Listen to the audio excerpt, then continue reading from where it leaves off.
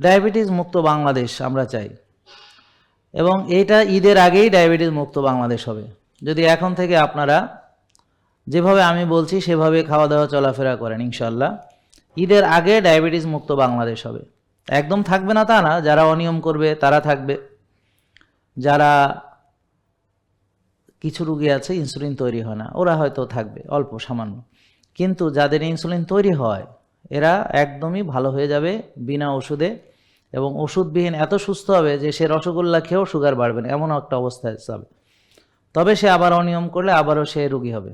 কথা হচ্ছে কারণ রোগী হয় মানুষ অনিয়ম করার ফলে, নিয়ম মেনে সুস্থ হয়, নিয়ম ছেড়ে দিলে আবার রোগী হয়। অর্থাৎ আমি ব্যায়াম করলাম, ভালো হলাম, আমি আর্লি ঘুমালাম, আমি সুস্থ খেলাম, তা এখন সুস্থ হওয়ার পরে আমি সব নিয়ম ছেড়ে আবার নষ্ট খেলাম, আবার ব্যায়াম ছেড়ে দিলাম, আবার রাত জাগলাম, টেনশন করলাম, তো সে আবার রোগী হবে।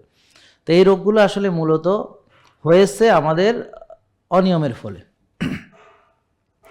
কি কি অনিয়ম আমরা করেছি? প্রথম হচ্ছে বললাম যে পরিবেশ দূষণ করেছি, বাতাস নষ্ট করেছি, এখন কায়িক শ্রম বা ব্যায়াম করি না, সঠিক সময়ে ঘুমাতে যাই না, দুশ্চিন্তা করি, নষ্ট খাবার খাই, ডিসিপ্লিন নাই, নিজের যত্ন নাই, নিজের জন্য সময় নাই, আমরা ব্যস্ত বা ব্যতিব্যস্ত।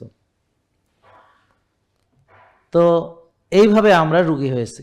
এখন আপনি যদি এই আপনার চলাফেরা খাওয়া দাওয়া পরিবর্তন না করে ওষুধ খাইতে থাকেন তাহলে আপনি সুস্থ তো হবেনই না, আরও বড় রোগী হবেন। কারণ এই যে আপনি অনিয়ম করছেন এর ফলে আপনার ডায়াবেটিস হয়েছে, এখন ওষুধ খাচ্ছেন, সেই ওষুধের পার্শ্ব প্রতিক্রিয়া আপনি হবেন আরও অসুস্থ, এবং একটা সময় আপনি ওষুধ খেতে খেতে খেতে খেতে আপনি দেখবেন বড় রোগী হচ্ছেন।